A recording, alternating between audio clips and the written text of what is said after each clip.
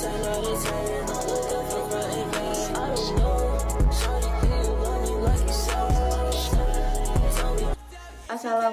warahmatullahi wabarakatuh. Perkenalkan, nama saya Dina Pitasari dari kelas 12 IPS 2. Saya akan mengkritik sastra novel yang berjudul Kata.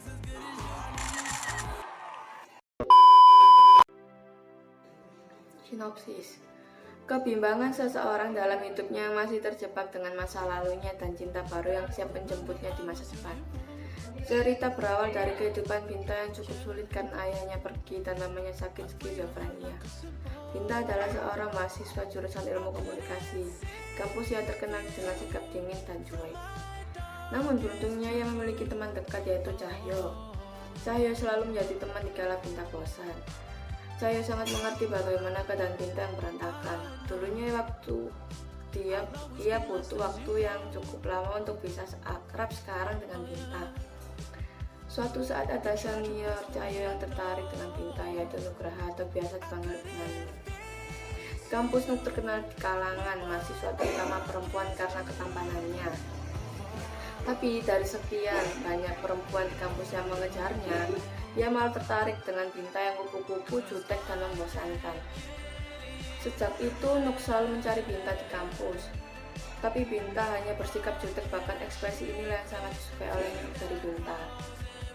Bukan tanpa alasan Binta bersikap seperti itu. Ia memiliki trauma dengan mantannya yang meninggalkannya tanpa kata pamit. Biru adalah laki-laki pertama yang membuat Binta jatuh cinta sangat dalam, yang mampu membuat hidup Binta menjadi berwarna karena keadaan keluarga yang kacau. Namun pada akhirnya Biru pergi seolah hilang di telan bumi. Dulu Biru sempat berkata bahwa ia akan menghilang dari bumi dan akan bertemu lagi dengan Binta. Hari demi hari Nuk dan Binta semakin dekat dan terbuka satu sama lain. Bahkan Nuk sudah dekat dengan mama Binta, dan Binta perlahan melupakan Biru. Satu sisi Binta takut jika hal yang sama akan terulang kalau Nuk juga akan menghilang seperti Biru. Suatu saat ia mendapat hadiah tiket ke Banda Neira dari Cahyo. Karena ia juga kebetulan merasa jenuh, ia memutuskan untuk berangkat. Sampainya di sana, orang masa lalunya telah menyambutnya dan mereka hanyut dalam haru bahagia.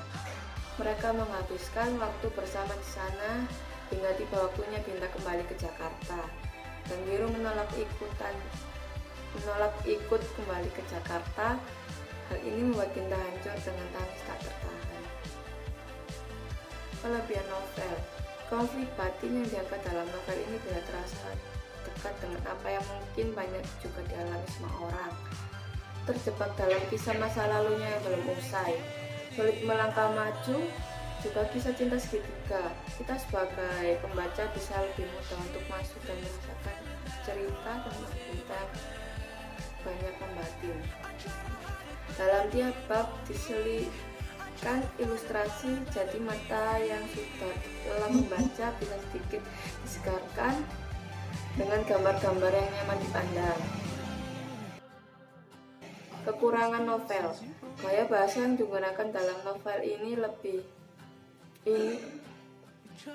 boleh dibilang cukup nyeni. Jadi para pembaca siap-siap saja untuk menari bersama kata-kata puitis yang lumayan banyak. Kesan pribadi novel. Kesan pribadi setelah membaca novel yaitu kita harus berusaha jujur terhadap perasaan kita sendiri.